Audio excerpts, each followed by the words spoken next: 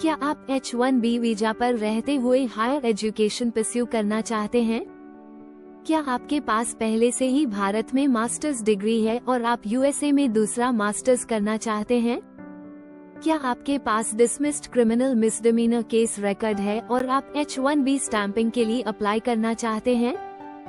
क्या आप F1 से LPR ग्रीन कार्ड में कन्वर्ट होने के दौरान ईड का यूज करते हुए अपनी स्टेटस मेंटेन करना चाहते हैं?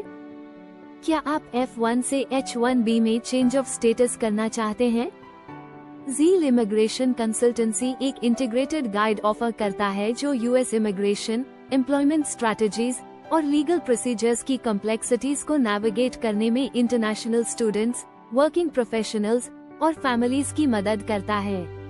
ये गाइड एक सिंगल कॉम्प्रहेंसिव नैरेटिव में हर फैसेट को एक्सप्लोर करता है ताकि आप अपने अमेरिकन ड्रीम की ओर कदम बढ़ा सकें। शुरुआत में समझाया गया है कि एक क्लियर जॉब हंटिंग स्ट्रैटेजी सफलता की नींव है, क्योंकि कई इंटरनेशनल स्टूडेंट्स और प्रोफेशनल्स अक्सर अपॉर्चुनिटीज मिस कर देते हैं क्योंकि उनके पास वेल फॉर्मुलेटेड प्लान नहीं होता।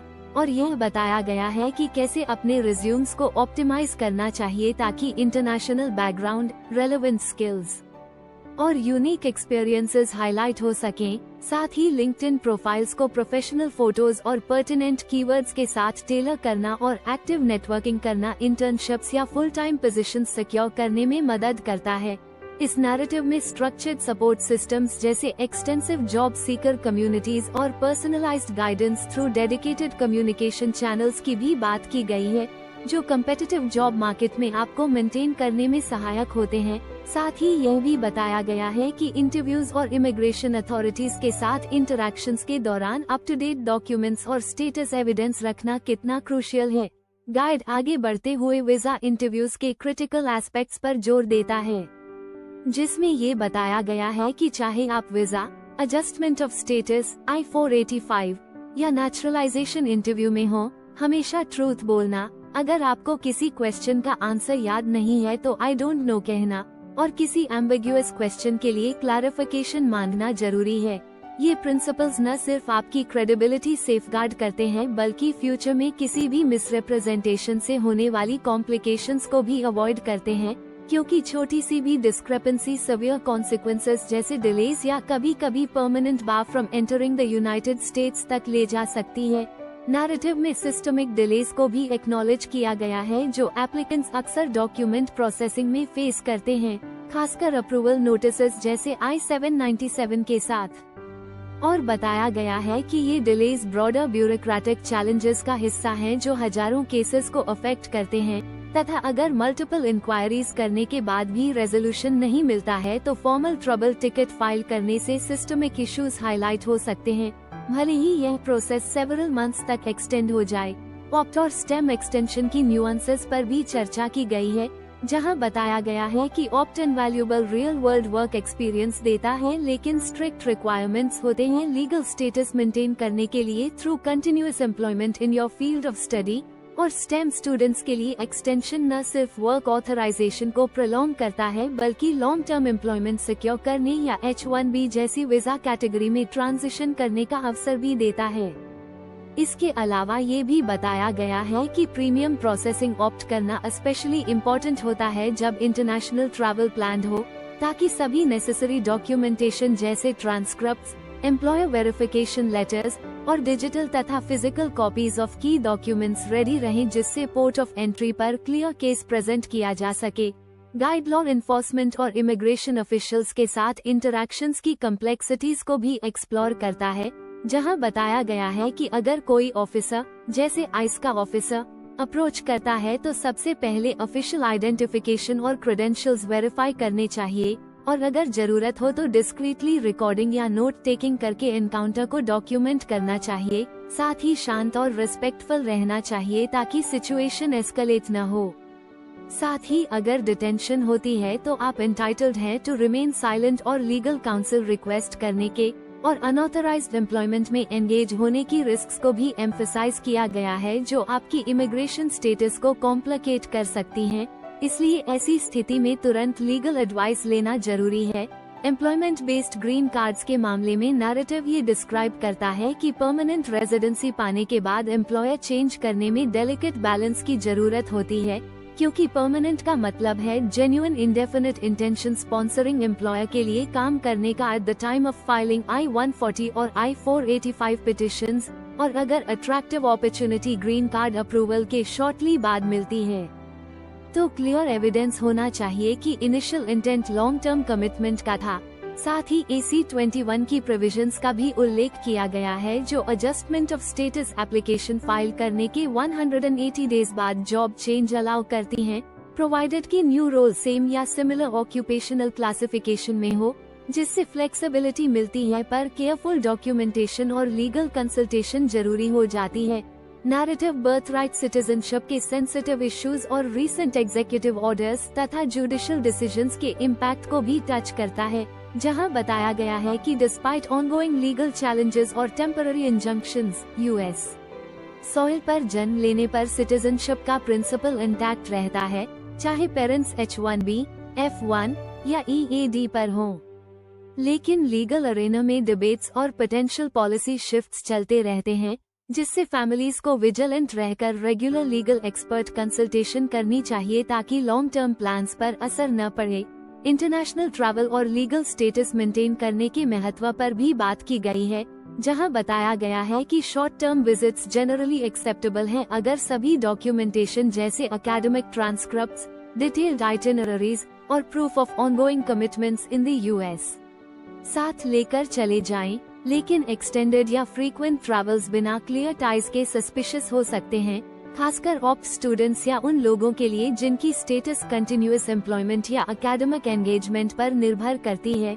नैरेटिव में प्रैक्टिकल केस स्टडीज भी शामिल हैं, जैसे कि एक इंटरनेशनल स्टूडेंट का कैप्टन से H-1B स्टेटस में ट्रांजिशन करना, जहां ऑनेस्टी और प्रोएक्टिव डॉक्यूमेंटेशन ने सिस्टमिक डिलेज को ओवरकम करने में मदद की, या एक स्टेम स्टूडेंट जिसने प्रीमियम प्रोसेस्ड एक्सटेंशन सिक्योर किया प्लान इंटरनेशनल ट्रैवल के बीच में सभी एविडेंस मेटिकुलसली प्रिपेयर करके पोर्ट ऑफ एंट्री पर प्रेजेंट किया, और एक प्रोफेशनल जिसने चैलेंजिंग सिचुएशन में दिखाया कि long term commitment sponsoring employer के लिए जेन्युइन था, भले ही ग्रीन कार्ड अप्रूवल के शॉर्टली बाद अट्रैक्टिव जॉब ऑफर मिल गया। ये एग्जाम्पल्स ये अंडरलाइन करते हैं कि प्रिपेयर्डनेस, क्लियर कम्युनिकेशन और डिटेल्ड रिकॉर्ड्स मेंटेन करना कितना जरूरी है through out the immigration process.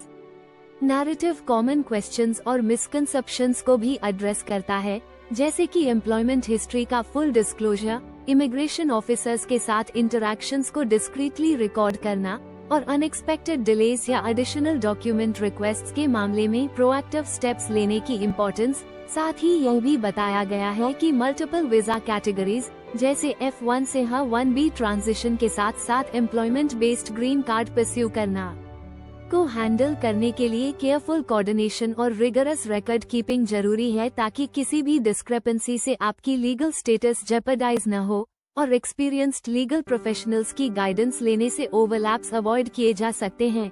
साथ ही नैरेटिव लीगल रिप्रेजेंटेशन की इंडिस्पेंसेबल रोल को हाईलाइट करता है, ये कहते हुए कि सेल्फ एडवोकेसी और इन्फॉर्म्ड डिसीजन मेकिंग महत्वपूर्ण है, परंतु एक एक्सपीरियंस्ड इमिग्रेशन लॉयर होने से complex interview questions, document processing challenges या सिग्निफिकेंट करियर ट्रांजिशंस को नेविगेट करने में सब्सटैंशियल मदद मिलती है, खासकर उन सिचुएशंस में जहां पॉलिसी में चेंजेस और टेक्नोलॉजी में अपडेट्स इम्पैक्ट करते हैं, जैसे कि डिजिटल एप्लीकेशंस और ऑनलाइन वेरिफिकेशन सिस्टम्स जो ट्रेडिशनल प्रोसीजर्स को धीरे धीरे ट्रांसफॉर्म कर रहे हैं। पूरे टेक्स्ट में ये कंसिस्टेंटली एम्फसाइज किया गया है कि रोबस्ट प्रोफेशनल पोर्टफोलियो बिल्ड करना, चाहे एडवांस डिग्रीज, रिसर्च अपॉर्चुनिटीज या इंडस्ट्री स्पेसिफिक कॉन्ट्रीब्यूशंस के जरिए हो, न सिर्फ एम्प्लॉयबिलिटी को इन्हांस करता है बल्कि वीजा और ग्रीन कार्ड इंटरव्यूज में क्रिटिकल एविडेंस के रूप में काम आता है, और साथ ही स्ट्रेस और अनसर्टेनिटी मैनेज करने के लिए इफेक्टिव स्ट्रैटेजीज अपनाना, जैसे कि फैमिली, फ्रेंड्स या प्रोफेशनल काउंसलिंग सर्विसेज से सपोर्ट लेना भी उतना ही जरूरी है, क्योंकि यूएस इमिग्रेशन प्रोसेस में रेजिलियंस एक महत्वपूर्ण फैक्टर है।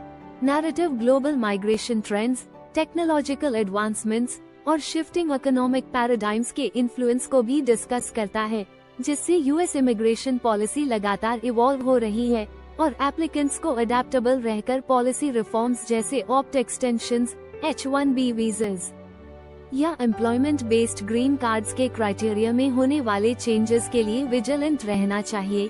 साथ ही जुडिशियल डिसीजंस की रोल को भी टच करता है, जहां temporary injunctions certain executive actions को हाल्ट कर देते हैं, लेकिन फंडामेंटल प्रिंसिपल्स जैसे सिटीजनशिप और परमानेंट रेजिडेंसी रिमेन एम्बेडेड होते हैं। इस सिंगल एक्सटेंसिव एक्सप्लोरेशन में हर एस्पेक्ट को डिटेल से एग्जामिन किया गया है, चाहे वह डॉक्यूमेंट्स और कंटिन्यूअस लीगल स्टेटस के एविडेंस प्रिपेयर करना हो, इंटरव्यूज और लॉ एनफोर्समेंट के साथ इंटरैक्शंस का स्ट्रैटेजिक अप्रोच हो, एम्प्लॉयमेंट चेंज करने के कॉम्प्लेक्सिटीज हो ग्रीन कार्ड अप्रूवल के बाद, या बर्थ राइट सिटीजनशिप और लीगल प्रोटेक्शंस की न्यूआंस्ड अंडरस्टैंडिंग हो। ये सब बताता है कि यूएस में परमानेंट स्टेटस हासिल करने की journey proactive planning, unwavering honesty और मल्टीफैसेटेड इमिग्रेशन पॉलिसी की कंटिन्यूअसली चेंजिंग लैंडस्केप के प्रति इन्फॉर्म्ड रहने का ब्लेंड है, जो चैलेंजेस और अपॉर्चुनिटीज दोनों से भरी हुई है और हर स्टेप के फुल डॉक्यूमेंटेशन, लीगल गाइडेंस और स्ट्रैटेजिक फोरसाइट के साथ लॉन्ग टर्म सक्सेस की फाउंडेशन बिल्ड करता है, जहां सिस्टमिक डिलेज, पॉलिसी शिफ्ट्स और इंटरनेशनल ट्रैवल के अनएक्सपेक्टेड ट्विस्ट्स को अडेप्ट करना अल्टीमेटली उन लोगों की रेजिलियंस और डिटर्मिनेशन को डिफाइन करता है जो यूएस में एक फुलफिलिंग लाइफ बिल्ड करने का सपना देखते हैं। I am interested in pursuing higher studies. Would it be possible to pursue higher studies on H-1B? Sure, आप स्कूल पार्ट टाइम या फुल टाइम जा सकते हैं, depending upon what kind of work you are trying to put into it. बस अपने DSO से double check कर लेना। मुझे लगता है कि आप फुल टाइम भी जा सकते हैं। मैंने 2020 में पैंडेमिक के दौरान F1 के लिए ड्रॉपबॉक्स का यूज करके अप्लाई किया था, क्योंकि मेरे पास पहले से ही B1 था लेकिन यूज नहीं किया। और मेरा सवाल ये है कि क्योंकि ये मेरा सेकंड मास्टर है, पहला इंडिया में था, क्या इससे और क्वेश्चंस आ सकते हैं?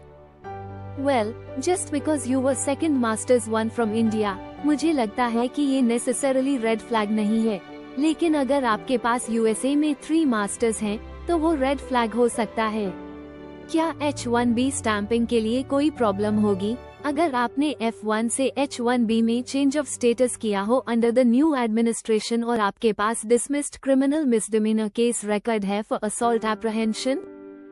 जब कोई केस डिसमिस्ड होता है तो आपको लोकल लॉयर से कंसल्ट करना चाहिए ताकि ये कंफर्म हो सके कि डिसमिसल से कोई अननोन कॉन्सिक्वेंसेस अटैच्ड नहीं है, लेकिन जब कोई कन्विक्शन नहीं है तो कोई कॉन्सिक्वेंस नहीं होना चाहिए। क्या मैं H-1B लॉटरी रजिस्ट्रेशन के दौरान इंडिया ट्रैवल कर सकता हूं और फाइलिंग ऑफ सिलेक्टेड के बाद वापस आ सकता हूं? ट्रैवलिंग कोई इशू नहीं है, लेकिन वापस आने में आपकी करंट स्टेटस पर डिपेंड करेगा। आपने ये क्लियरली नहीं बताया। मैं इस fall masters in computer science के लिए आ रहा हूं, तो एंट्री में कोई प्रॉब्लम होगी और डॉक्यूमेंटेशन क्या चाहिए ताकि मुझे कोई ट्रबल ना हो? अगर आप पहली बार आ रहे हैं तो स्टैंडर्ड डॉक्यूमेंटेशन चाहिए। आपका I-20, आपके पासपोर्ट पर वीजा स्टैम्प और जो भी आपके DSO कहें वो लेकर आना, ये कोई प्रॉब्लम नहीं है। F1 से LPR, लॉफुल परमानेंट रेजिडेंट पर ग्रीन कार्ड में कन्वर्ट करने की बात पर मैंने EAD पेंडिंग 485 से प्राप्त किया है। अगर मैं EAD यूज करता हूं तो मेरा F1 क्या होगा और क्या 485 अप्रूव होने तक स्टेटस मेंटेन करना जरूरी है और क्या ये लॉफुल है? It is law to maintain status until filed। Short answer ये है कि no one exactly जानता कि इसका आंसर क्या है, लेकिन मेरा सुझाव है कि अपने DSO से बात करें और उन्हें लिखित में बताएं कि आपके पास 485 पेंडिंग है और आपके पास EAD भी है। ऐसा क्यों करना चाहिए? क्योंकि कई बार USCIS ने कहा है कि H-1B और 485 को एग्जिस्ट कर सकते हैं। आप 485 पेंडिंग रखते हुए भी अपना H-1B मेंटेन कर सकते हैं। उन्होंने ये भी कहा है कि F1 और 485 को एग्जिस्ट नहीं कर सकते, लेकिन उन्होंने कभी क्लियरली नहीं बताया कि अगर मैंने 485 फाइल किया तो क्या मेरा F1 ऑटोमेटिकली कैंसिल हो जाएगा? आंसर है नहीं। क्या मेरा 485 प्रभावित होगा? आंसर है नहीं। फिर क्या होगा? तो ये एक ऐसा प्रॉब्लम बन जाता है जिसमें क्लियर कॉन्सिक्वेंस नहीं है। हम नहीं जानते कि एक्चुअल कॉन्सिक्वेंस क्या होगा। तो आपको क्या करना चाहिए? डिफेंसिव होना चाहिए और अपने DSO को लिखित में बताना चाहिए आई एम ऑन 485। वे कह सकते हैं well you are no longer a student, हमें आपकी सर्विस मेंटेन करने की जरूरत नहीं है, आप 485 पेंडिंग रहते हुए स्कूल अटेंड कर सकते हैं, कोई प्रॉब्लम नहीं। यहाँ थोड़ी फ्रीडम है क्योंकि आप अपना EAD यूज कर सकते हैं। अगर आप अपना EAD यूज करना शुरू करते हैं तो क्या आपका F1 ऑटोमेटिकली चले जाएगा? शायद, लेकिन पहला स्टेप है कि आप अपने DSO से बात करें। मुझे नहीं लगता कि ये कोई बड़ा इशू है। मेरी फ्रेंड ने USA में बैचलर इन नर्सिंग कंप्लीट किया और लाइसेंस भी लिया, लेकिन वह H1B वीजा नहीं ले पा रही है। क्या इसके कोई ऑल्टरनेटिव्स हैं? उसके पास सिर्फ 1 साल बचा है और मुझे लगता है कि H1B पाने वाले सिर्फ 6 प्रकार के नर्सेज होते हैं, जैसे एडवांस प्रैक्टिस नर्सेज, लगभग 6 प्रकार। उन 6 प्रकार के नर्सेज का सिग्निफिकेंस क्या है? उन केसेस में हॉस्पिटल्स आमतौर पर नर्सिंग के लिए बैचलर्स डिग्री रिक्वायर करते हैं। कई नर्सिंग जॉब्स आप एसोसिएट्स डिग्री के साथ कर सकते हैं और एसोसिएट्स डिग्री 4 ईयर डिग्री नहीं होती, तो उसे क्या करना चाहिए? उसे ऐसा जॉब लेना चाहिए जो बिना किसी मेजर आर्ग्यूमेंट के bachelors degree in nursing require करे। वो जॉब नर्स साइंटिस्ट हो सकती है या उन एडवांस नर्सेज में से कोई, या फिर नर्स एडवाइजर बन सकती है मेडिकल लीगल प्रैक्टिसेस या मेडिकल मैलप्रैक्टिस लॉ फर्म्स में, कुछ भी जो बैचलर्स डिग्री डिमांड करे। और ऐसे बहुत सारे ऑप्शंस हैं जिन्हें मैं मेंशन नहीं कर सकता। अगर आप सिस्टम्स एनालिस्ट बन जाते हैं किसी कंपनी में जो नर्सेज और अन्य हॉस्पिटल स्टाफ द्वारा यूज होने वाला सॉफ्टवेयर प्रोड्यूस करती है, मुझे लगता है कि वो क्वालिफाई करेगा। क्या हम फुल टाइम सेमेस्टर जैसे स्प्रिंग या फॉल के दौरान ऑन कैंपस जॉब के साथ पार्ट टाइम CPD कर सकते हैं? वो स्कूल पर डिपेंड करता है। मुझे याद है कि ये इशू उठा था और किसी ने अपने DSO से पूछा था और उन्होंने कहा था कि हमारे स्कूल में ये अलाउड है, तो ये स्कूल बेस्ड डिसीजन लगता है। आप अपने DSO से चेक कर सकते हैं, क्योंकि मुझे ऐसा कोई रेगुलेशन पता नहीं है जो इसे रोकता हो। मुझे पता है कि पेरू में ऐसा है, से प्रोफेशनल प्रोग्राम कहते हैं, भले ही वो मास्टर्स डिग्री हो, लेकिन वो प्रोफेशनल मास्टर्स डिग्री होती है और क्योंकि करिकुलम में इंटर्नशिप शामिल होती है, इसलिए वे 2 सेमेस्टर्स USA में रहे बिना भी ये कर लेते हैं। धन्यवाद। यदि आपको ये वीडियो उपयोगी लगा हो तो कृपया लाइक और सब्सक्राइब करें। इन न्यू अपडेट और इन्फॉर्मेशन के लिए हमारे चैनल को सब्सक्राइब करें।